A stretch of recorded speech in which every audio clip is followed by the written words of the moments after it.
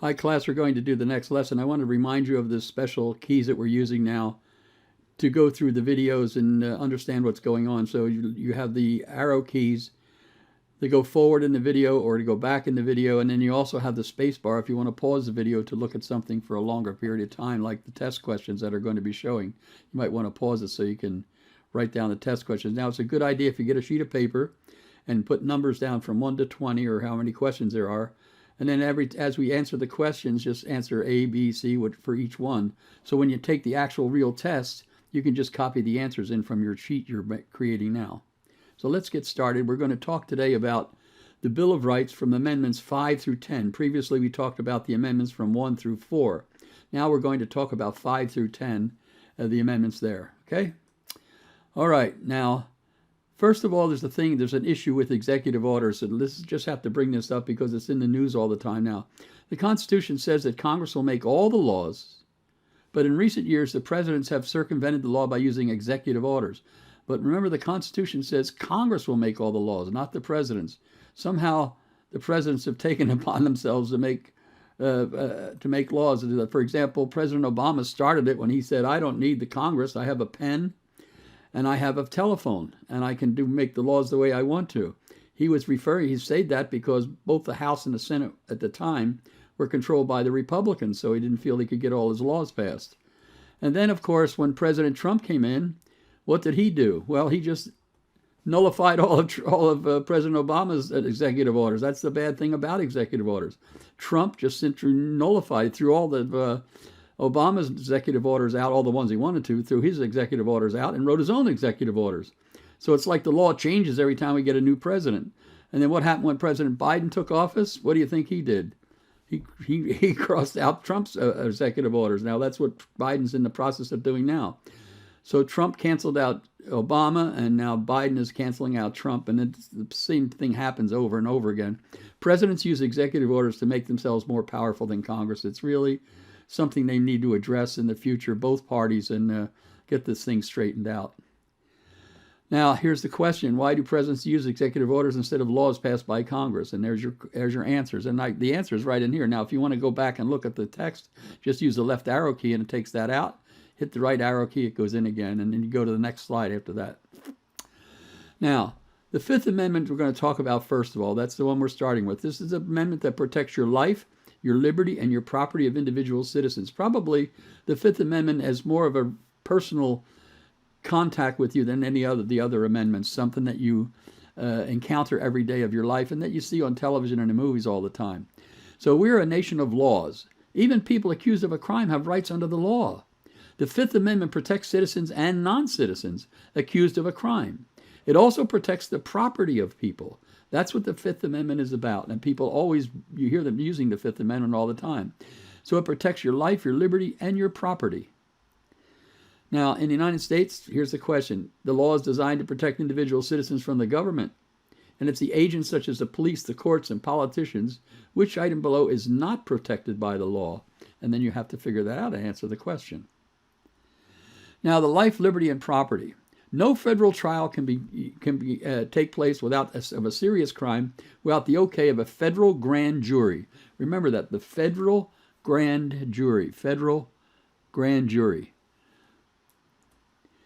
Downtown, in the downtown of your city, you have a state courthouse. It's a courthouse where trials are held that relate to violations of state law.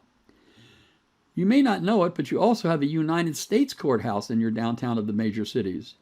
So you have two courthouses in every major city, a state courthouse and a U.S. courthouse, because you have different laws. Some laws, if you rob a 7-Eleven, you broke a state law. If you rob a bank, you broke a United States law, so you have to go to a different court. Now, in the U.S. courthouse, there's a panel of people sitting down called the grand jury. The grand jury, they hear, okay, let's say that somebody steals some money from the United States government. Well, then the government wants to prosecute them. Then the federal attorney, like their district attorney, the federal attorney has to take his case before the grand jury. And he says, look, I think this guy did this, and these are the reasons why we think he did this, and we want to hold him over for trial. And then the grand jury will say whether or not that person can be put on trial. If the grand jury says not that there's not enough evidence to put the person on trial, then the person goes free. But more often than not, the grand jury usually sides with the attorneys and says, yeah, okay, there is enough evidence, because attorneys don't want to bring a charge against someone unless there is enough evidence. Now, in the state courthouse, you have a judge. So if you break a law in the state, within 48 hours, you have to be brought before a state court as a judge, and the judge will say whether there's enough evidence to hold you over for trial. So in either case, both of those situations occur. Now here's your questions. What's the purpose of the grand jury? And there's your answer. What is the purpose of a preliminary judge in the state court? And there's your answers. Let's go to the next idea. The Fifth Amendment, you cannot have any double jeopardy. You cannot be tried twice for the same crime. If you commit a murder and you're found innocent, you're innocent. Now, let's take an example, a case of the O.J. Simpson case. He was put in criminal court. He was charged with killing his wife and her friend, and he was found not guilty. O.J. Simpson could walk out on the court steps if he wanted to and say, I did it, too bad, and he could flip everybody off. And they could not put him on trial again for that crime, even though he did it, because he was found not guilty by the jury. Now, civil suits are okay for the same crime. So even though he was found innocent in criminal court, in civil court, it was a different story. His wife's family sued him in civil court, and in civil court, he was found guilty. Now, they can't put you in jail in civil court. All they can do is fine you money. And so the court awarded the family of his wife millions of dollars from O.J.'s estate. And but he actually never paid it. He went to Florida where you don't have to pay those things. So anyway, that's the difference between a criminal court and a civil court. In criminal court, he was found not guilty, so you cannot put him on trial again. But you can put him on trial in civil court and get money. So here are the questions. What's the difference between criminal court and civil court? You should be able to answer it by reading those questions. And what is double jeopardy? Double jeopardy. Double jeopardy means being tried twice for the same crime. Let's go to the next item. Let's talk some more about the Fifth Amendment. Here's a guy getting arrested, okay? When you get arrested, you often hear the cops or the police officers read your Miranda rights, and they emanate from the Fifth Amendment. You have a right to remain silent. Anything you say can and will be used against you in a court of law. You have a right to an attorney, a lawyer. If you can't afford an attorney, one will be provided for you. Do you understand these rights I've just read to you? With these rights in mind, do you wish to speak to the police? If you're smart, you will never speak to the police. You will always say, I want to see my lawyer. Because anything you say there, even if you mess up, they're going to use it in court against you. They're not there to try to find you innocent. They're there to find you guilty. And the local district attorney, once he brings charges, he's not likely to drop the charges because everybody will criticize him for taking the charges in the first place. So you're better off if you ever get into trouble with the police to just be respectful to the police. They're doing their jobs and they're trying to protect you, but you need to say, officer, with all respect, I really would like to see a lawyer before I speak to the police. And in your case, if you're younger, you're a high school student, you probably should say, I want to see my parents and a lawyer.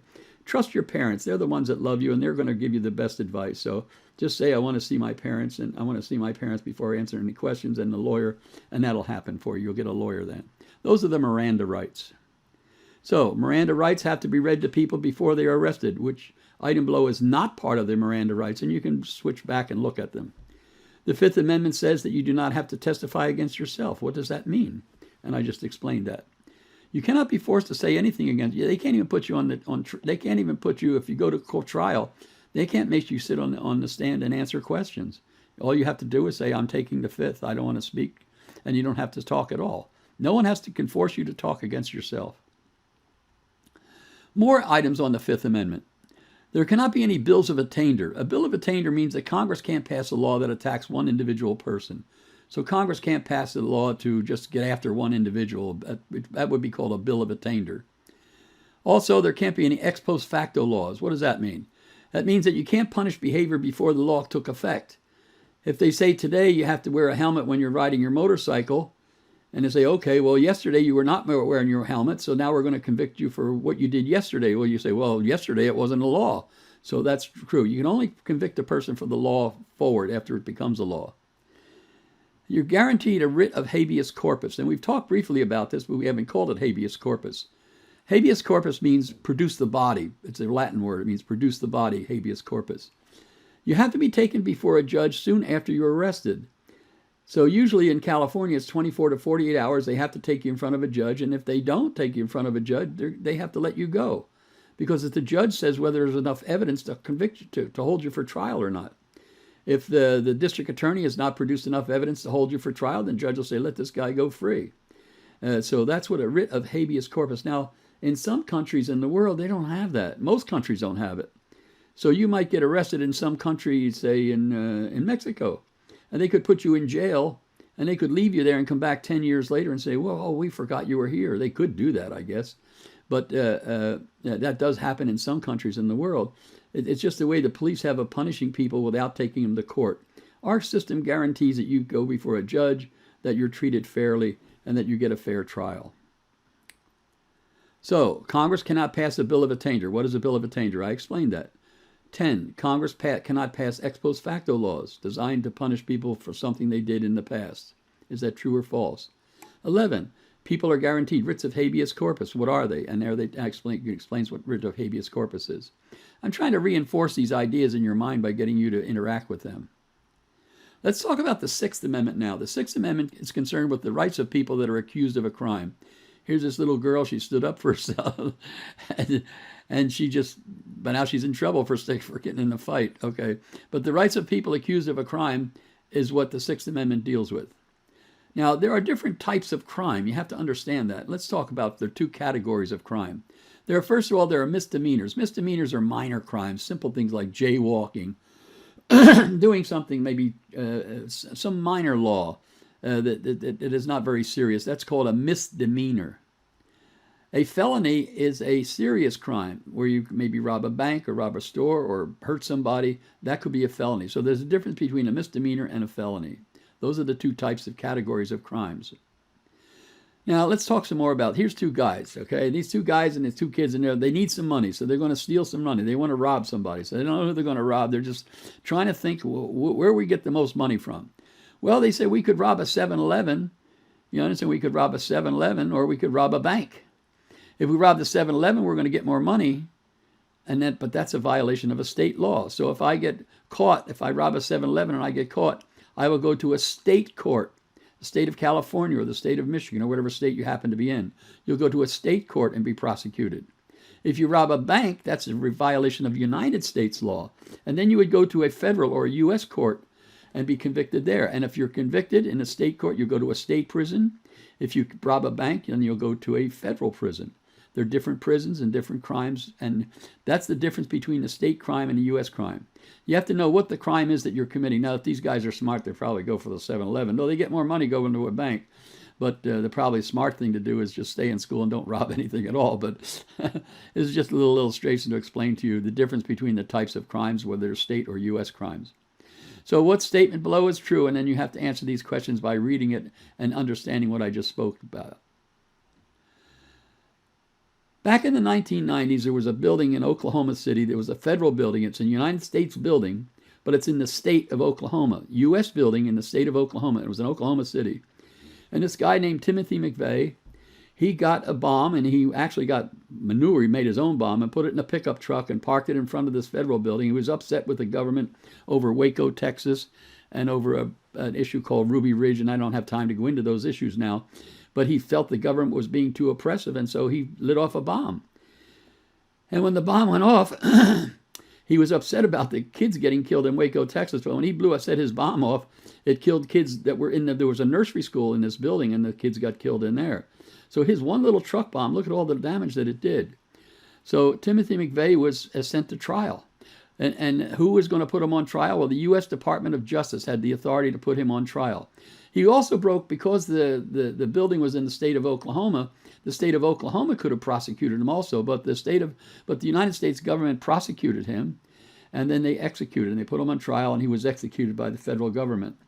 Now, even after he was executed, the state of Oklahoma wanted to put him on trial too, but it seemed redundant because he's already got the death penalty. What do you want to put him on trial for? I guess the local district attorney just wanted to make himself famous. But anyway, he was executed by the federal government. But there could be, sometimes there's a difference in jurisdiction. Who has jurisdiction over the case, whether it's the U.S. Department of Justice or whether it's the state, whatever happens to be. So the federal building in Oklahoma City was the U.S. building, but it was in the state of Oklahoma. Which agency has first jurisdiction to bring the criminal to court over the bombing? And you have to answer, obviously, it's the federal government. So I gave you the answer to that one. Now let's talk about the Sixth Amendment, the rights of people. After you're accused of a crime, what are your rights? Well, you have a right to a speedy trial. You have a right to be put on. They can't just hold you in jail forever and then come back later and we'll find out if you're innocent or guilty. You have a right to be tried by your peers. It means a jury trial. Your peers are your equals, so you have a right to a jury trial. You have a right to be tried in the district or the state where the crime was committed. They can't send you to, like, say you committed a crime and it's easier to get a conviction if they send you to a different city or a different state to be put on trial.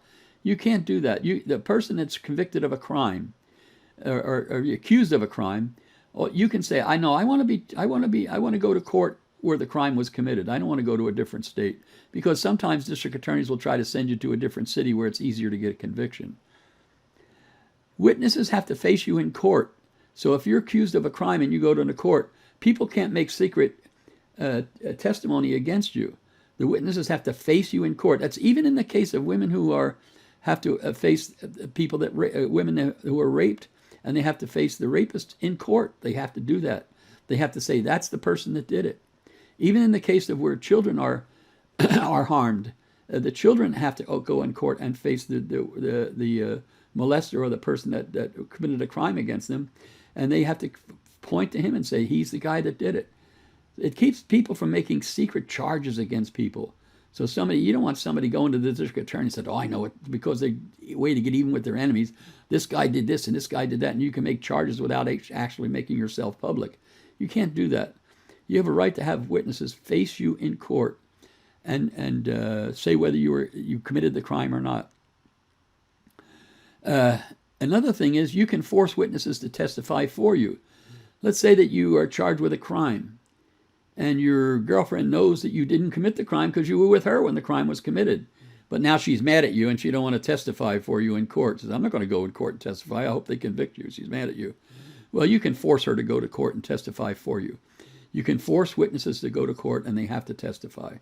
So all the benefit is given. We try to lean over for the people, that people have rights of accused people, because when you're accused of a crime, sometimes you feel alone. A lot of everybody accused of a crime really committed the crime. So these measures here are safeguards to protect you and safeguard you when you are accused of a crime. Here are the questions. Number 14, the Sixth Amendment says that even in cases of rape, the victim has to face the rapist in court. Is that true or false? I misspelled false. The Sixth Amendment says you have a right to be at trial by jury instead of a judge. Is that true or false? The Sixth Amendment says you can bring secret charges against someone. Is that true or false? If you are charged with a crime and your boyfriend knows that you're innocent, but he's mad at you, does not want to testify, can you force him to testify? I've given you the answers to all these when I was just talking. If you were paying attention and not looking at your cell phone, you would very easily answer these questions. Let's go to the Seventh Amendment, which talks about, the Seventh Amendment talks about the right to a jury trial. You not only have certain rights when you're accused, but you also have a right to a jury trial.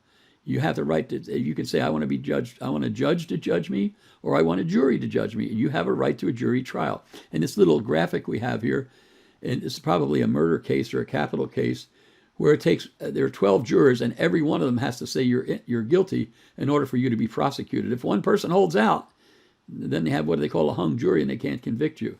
And that's what that little picture is illustrating. This woman evidently has a different opinion than everybody else and she doesn't want to come around, so they're trying to convince her to go with the majority. Now the Seventh Amendment says you have a right to a trial by a jury, or you can go a judge if you want to. In cases over $20, either side can ask for a jury trial. You can have a jury trial in civil cases or criminal cases, either one. So you can have a jury trial in both cases. Judges are limited in the power to interfere with jury decisions. So if the jury awards you $1 million in a civil case for something, and the judge thinks that's too much money, the judge can't come in and say, well, no, that's too much money. That's not right. You can't award that person $1 million. Well, the judge is not allowed to interfere with the decisions of the jury. Even if he feels that the jury is giving too much money to a person in a civil case. So you get a car accident and the other party wants to sue you for damages in civil court. Can you request a jury trial? A person spills hot coffee and sues McDonald's for damages. The jury awards the person $1 million in damages. The judge thinks this is unfair. What can he do? Now, this was actually a real case,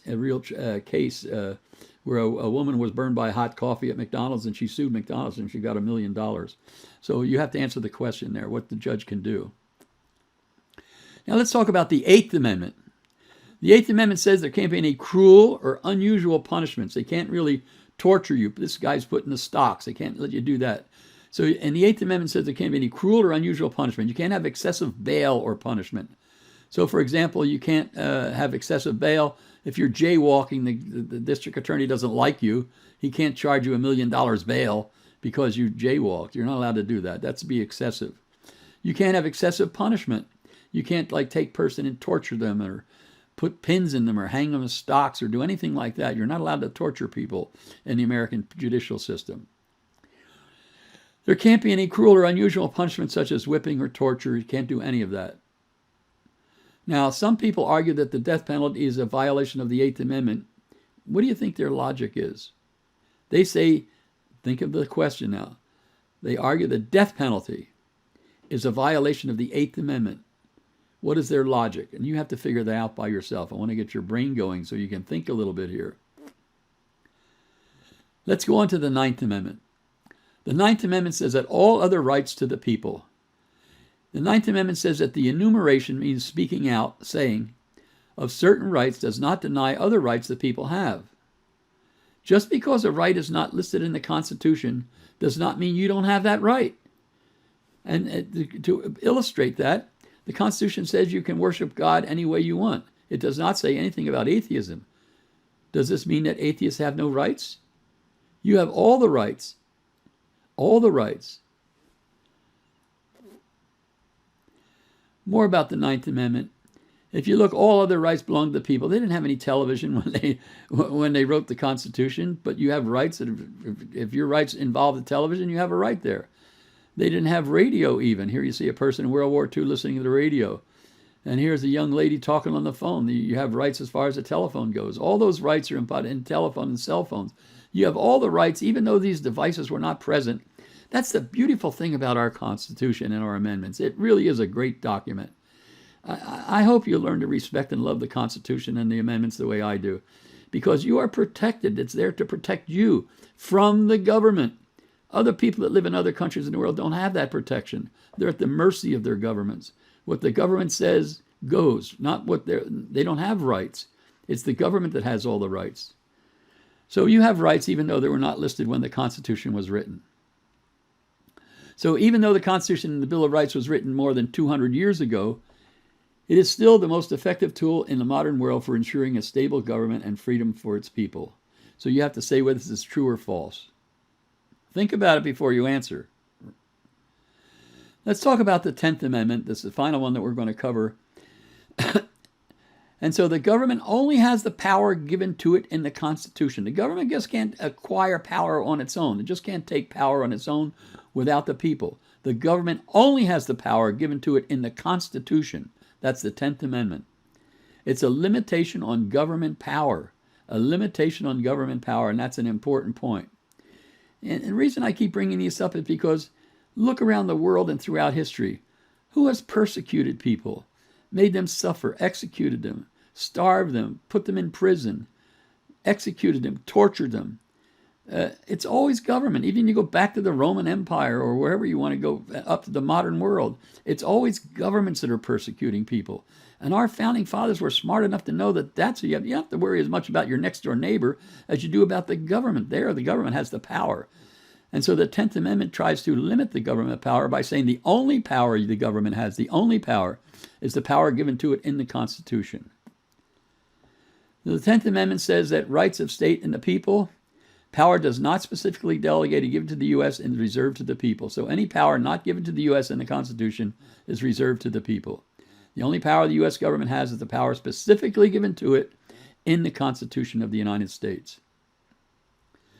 Now, what's the purpose of the 10th Amendment? And here you have to select your answers. This is the 23rd question.